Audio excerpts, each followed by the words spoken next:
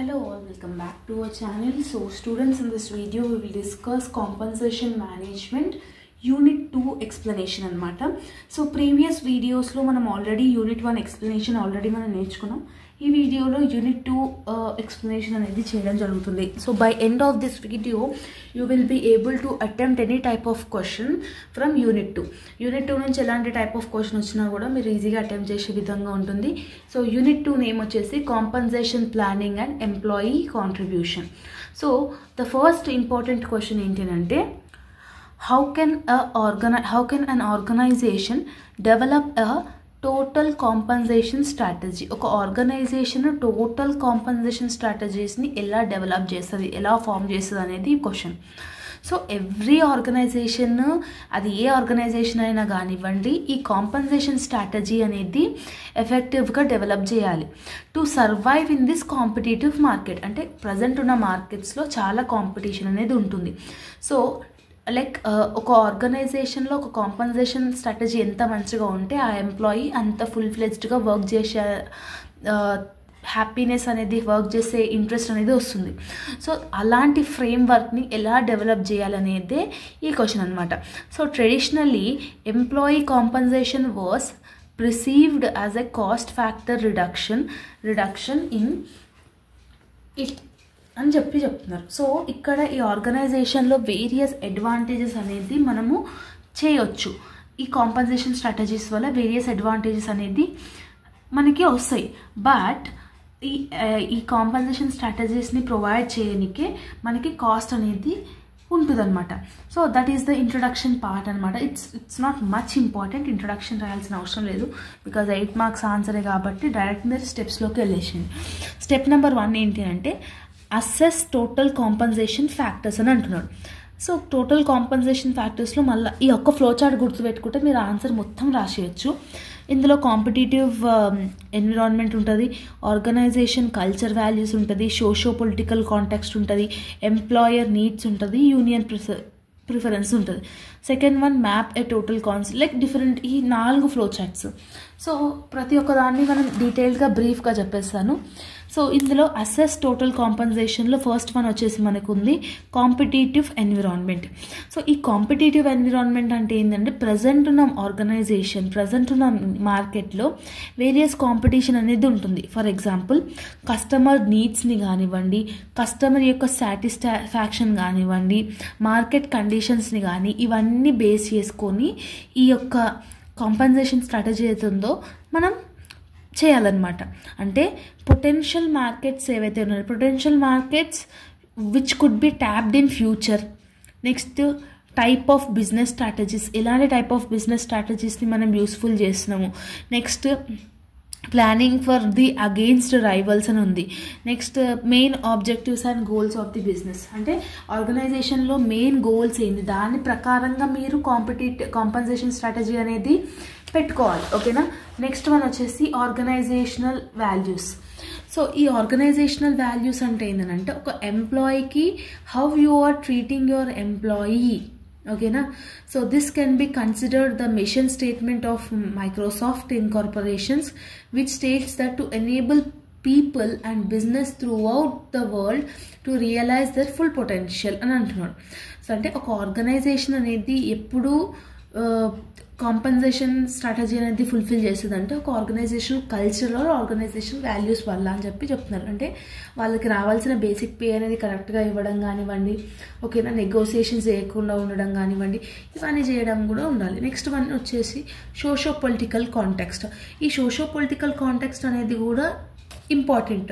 ఇదేం చేస్తుంది అని అంటే డెమోగ్రాఫికల్గా ఏమైతే చేంజెస్ ఉన్నాయి, గవర్నమెంట్ రెగ్యులేషన్స్ ఏమైనా చేంజ్ అయినాయా, what are the legal frameworks we are having, దానన్నిటినీ మైండ్లో పెట్టుకొని ఈ కాంపన్సేషన్ స్ట్రాటజీ అనేది డెవలప్ చేయాలి.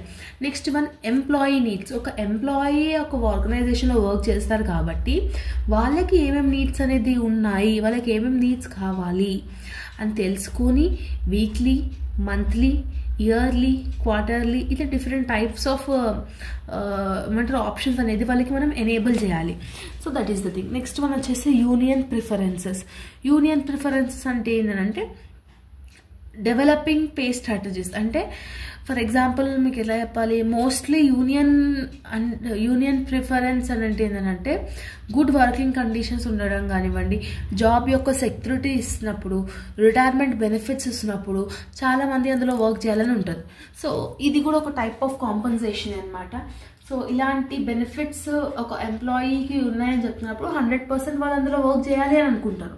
That is the step 1. ఇవన్నీ బేస్డ్ మీద మనం కాన్సన్ట్రేట్ చేయాలి. స్టెప్ 2లో ఏంటి అంటే map a total compensation strategy అని అంటున్నాడు.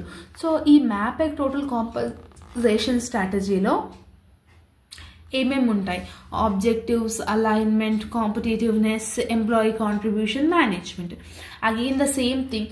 సో మ్యాపింగ్ అంటే ఇప్పుడు map a total compensation strategy అంటే మనం ఒక విజువలైజ్ అనుకున్నాం, దానికి తగ్గట్టుగా ఓవరాల్ బ్లూ ప్రింట్ లాగా మనం ఒకటి ఉంటుంది కదా, ఆ బ్లూ ప్రింట్ లాగా మనము ఒక మ్యాప్ అనేది వేసుకోవాలి. That is the second point.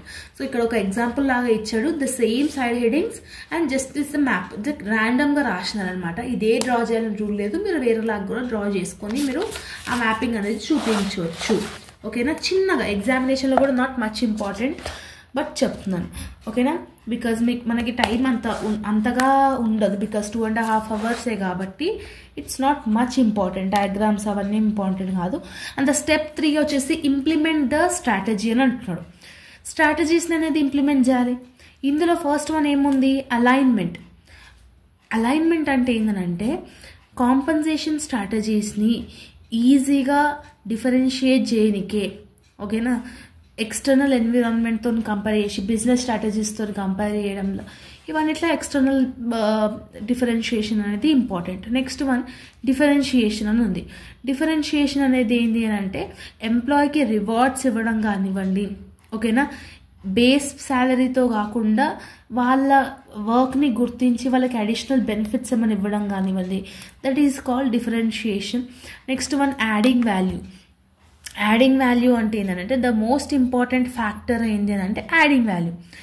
Value has been added to the organization for the compensation paid to the employees అని అంటున్నాడు.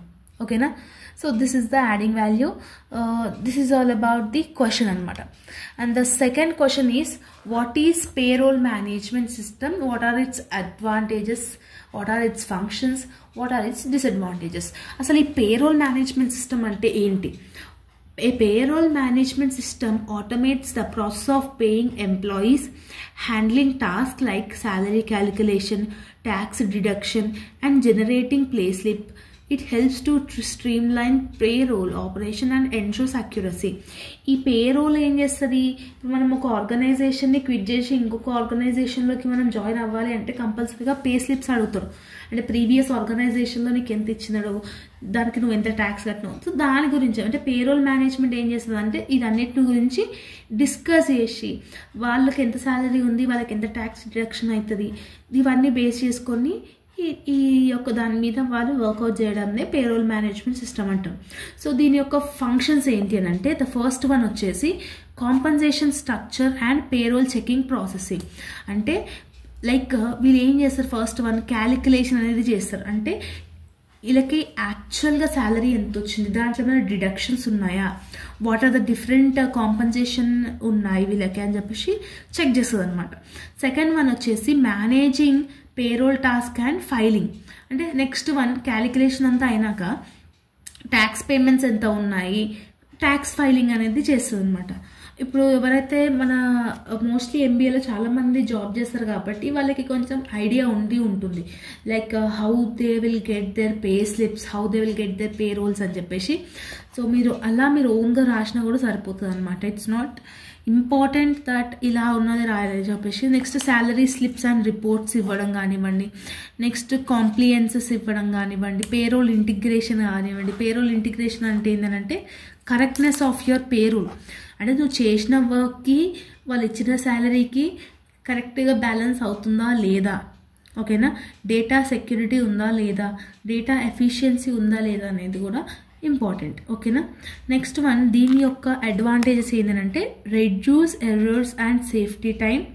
ఇది ఎర్రర్స్ని రెడ్యూస్ చేస్తుంది, సేఫ్గా టైంని కూడా చేస్తుంది, సెకండ్ వన్ వచ్చేసి ఎన్హాన్స్ డేటా సెక్యూరిటీ, అంటే ఒక ఎంప్లాయీ డేటా అనేది కూడా సెక్యూర్డ్గా స్టోర్ చేస్తుంది ఇది. సో దానికి కూడా ఇది హెల్ప్ఫుల్ అవుతుంది అని చెప్పేసి ఇట్లా డిఫరెంట్గా రాసివచ్చు మనం. ఓకేనా. Next improves in compliance with labour laws and regulations, employee satisfaction and retention increase చేస్తుంది. ఇట్లా డిఫరెంట్ టైప్స్ ఆఫ్ దాంట్లో ఈ పేరోల్ మేనేజ్మెంట్ సిస్టమ్ అనేది యూస్ఫుల్ అవుతుందని చెప్పేసి రాసే సరిపోతుంది. ఓకేనా. And this one we are having competitive advantage. So ఈ క్వశ్చన్ మనం ఆల్రెడీ యూనిట్ 1లో నేర్చుకునే ఉన్నాము, లైక్ దాంట్లో డిస్కస్ చేసినాము. Just know in the various స్ట్రాటజీస్లో కూడా అలైన్మెంట్ కానీ డిఫరెన్షియేషన్ కానీ వాల్యూ అడిషన్ కానీ ఆ క్వశ్చన్ ఈ question same. So the same question we are having alignment, differentiation, value addition. So I don't want to discuss it. Okay. ఇక్కడ next important question ఏంటంటే wage curve, explain in detail about wage curve అని అంటున్నాడు. So ఈ wage curve అంటే ఏంటంటే it indicates pay rates which are currently paid for the jobs in each pay grade based on the points or rankings allotted to each job. So ఈ wage curve అనేది helpful దేనికి అవుతుందనంటే assigning pay rates to each pay grade to each job. Traditionally, employees used to pay as per the pay rates on the wage curve. However, if current pay rates are not appropriate as market rates for the job benchmarks within the compensation. So basically ఈ wage curve అంటే ఏంటంటే ఒక ఆర్గనైజేషన్లో ఈ veg కర్వ్ని base చేసుకొని ఒక ఎంప్లాయీకి ఎంతైతే రావాల్సి ఉంటుందో దాంట్లో పే చేయడంనే వేజ్ కర్వ్ అని అంటారు. ఈ వేజ్ కర్వ్ యొక్క పర్పస్ ఏంటి అంటే ఫస్ట్ వన్ వచ్చేసి జాబ్ ఇవాల్యుయేషన్ చేయడం కానివ్వండి. Next one pay rates for grades అని అంటున్నాడు, అంటే యావరేజ్గా మనము ఎంత పే చేస్తున్నాము వేజెస్కి అనే దాని గురించి కూడా ఇది యూస్ఫుల్ అవుతుంది అని చెప్పేసి చెప్తున్నారు. This is the purpose. And ఈ పర్టికులర్ క్వశ్చన్కి మాత్రం మీరు కంపల్సరీగా డయాగ్రామ్ ఒకటి చూసుకోండి. లైక్ ఏం లేదు, X axis Y axis just ఒక లైన్ అనేది డ్రా చేస్తాం. అంటే వేజ్ అనేది అప్ టు ది మార్క్ అనేది ఇంక్రీజ్ అవుతుంది, అంటే ఇంక్రీజ్ కానివ్వండి. సమ్ టైమ్స్ పే రేట్ అనేది కూడా ఇంక్రీజ్ అవుతుంది, some times it may decrease అనమాట. సో ఎవ్రీ టైం డిక్రీజ్ అవుతుంది అని చెప్పలేము, ఎవ్రీ టైం ఇంక్రీజ్ అవుతుంది అని కూడా చెప్పలేము. So that is the thing of the wage curve అనమాట. ఓకే. నెక్స్ట్ ఇంపార్టెంట్ ఏంటంటే జాబ్ డిజైన్. సో ఈ టాపిక్ మీద వచ్చే ఎగ్జామ్లో క్వశ్చన్ వచ్చే ఛాన్స్ కూడా ఉంది కాబట్టి జస్ట్ బ్రీఫ్గా చెప్పేస్తాను. ఈ జాబ్ డిజైన్ ఏంటి, what are the factors affecting for this job design అంటున్నారు. ఫస్ట్ ఆఫ్ ఆల్ మీకు జాబ్ డిజైన్ అంటే ఏందనేది తెలిసి ఉండాలి. సో జాబ్ డిజైన్ అనేది అదొక ప్రాసెస్ ఆఫ్ డెసిషన్. అదేంటంటే మన జాబ్లో ఏవైతే కంటెంట్స్ ఉంటాయో లైక్ డ్యూటీస్ కానీ రైట్స్ కానీ రెస్పాన్సిబిలిటీస్ని కానీ ఇవన్నిటిని యూజ్ చేసుకొని కొన్ని టెక్నిక్స్ని ప్రొసీజర్స్ని డెవలప్ చేస్తుంది జాబ్ హోల్డర్స్కి. దాన్ని జాబ్ డిజైన్ అంటాం. అది జాబ్ హోల్డర్స్ కన్నా కానివ్వండి, సుపీరియర్స్కి కానివ్వండి, సబార్డినేట్స్కి కానివ్వండి, కొలీగ్స్కి కానివ్వండి, ఎలాంటి వారికైనా ఈ జాబ్ డిజైన్ అనేది ఉంటుంది అనమాట. ఈ జాబ్ డిజైన్ యొక్క ప్రాసెస్ ఎలా ఉంటుందనంటే ఫస్ట్ మనం ఒక జాబ్ డిజైన్ చేసినామంటే there are various steps to follow. So టోటల్గా 3 స్టెప్స్ లాగా కన్సిడర్ చేసినారు. ద ఫస్ట్ వన్ ఏంది ఐడెంటిఫికేషన్ ఆఫ్ టాస్క్. టాస్క్ని ఐడెంటిఫై చేసేసి ఆ టాస్క్కి సంబంధించిన completion of task knowledge abilities ఏవైతే ఉన్నాయో దాన్ని బేస్ చేసుకోవాలి. సెకండ్ వన్ వచ్చేసి consideration of individual and team needs అని అంటున్నాడు. సో ఇండివిజువల్ అండ్ టీమ్కి ఏవైతే నీడ్స్ ఉంటాయో అది కూడా తెలుసుకునేటట్టుగా ఉండాలి. And third one is job description and comparison. So job JD ఏదైతే ఉందో కంపల్సరీగా ప్రిపేర్ చేయాలి. సో ఆ ఇన్ఫర్మేషన్లో రెస్పాన్సిబిలిటీస్ ఏమేమి ఉన్నాయి, ఎంప్లాయీస్ ఏమేమి పర్ఫామ్ చేయాలి కంపల్సరీగా. ఇప్పుడు మనకి ఒక కంపెనీ నుంచి ఒక ఆఫర్ లెటర్ వచ్చింది, ఒక కంపెనీ నుంచి మనకు ఒక వేకెన్సీ వచ్చిందంటే వాళ్ళు క్లియర్గా మెన్షన్ చేస్తారు జేడీలో. అంటే రోజుకి ఎన్ని అవర్స్ వర్క్ ఉంటుంది, what are the skills they are seeing in the employee అని చెప్పేసి వాళ్ళు క్లియర్గా మెన్షన్ చేస్తారు కదా. Same like that. Okay. Next one job డిజైన్కి what are the various factors it is influencing. అంటే ద ఫస్ట్ వన్ వచ్చేసి మేనేజీరియల్ స్కిల్స్ అనమాట. మేనేజీరియల్ స్కిల్స్ అనేది ఒక ఇంపార్టెంట్ టాపిక్ అనమాట. సో వేరియస్ డిజైన్స్ ఛాలెంజింగ్ జాబ్స్లలో కూడా ఈ మేనేజీరియల్ స్కిల్స్ అనేది చూస్తారనమాట. Next one, requirement of organisation. ఒక ఆర్గనైజేషన్లో ఏ అయితే రిక్వైర్మెంట్స్ ఉంటాయో దాన్ని బేస్ చేసుకొని మనం జాబ్ డిజైన్ అనేది చేస్తాం. నెక్స్ట్ వన్ వచ్చేసి likes and dislikes of employees. ఈ జాబ్ డిజైన్ అనేది ఇండివిజువల్ ప్రిఫరెన్సెస్కి ఎఫెక్టెడ్ అయ్యి ఉంటాయి అనమాట. Like for example, while employment of working alone, others may be enjoying working in a team. కొంతమందికి టీంలో వర్క్ చేయాలని ఉంటుంది, కొంతమందికి అలోన్గా వర్క్ చేయాలని ఉంటుంది. ఇట్లా డిఫరెంట్ టైప్స్ ఆఫ్ ఎమోషన్స్ అనేది వాళ్ళు క్యారీ డౌన్ చేస్తారు కాబట్టి ఇది కూడా ఇంపార్టెంట్. నెక్స్ట్ వన్ వచ్చేసి technology. As a technology is also effects the job design. ఇప్పుడు ప్రజెంట్ ఉన్న సొసైటీలో చాలా టెక్నాలజీ అనేది ఇంక్రీజ్ అవుతుంది.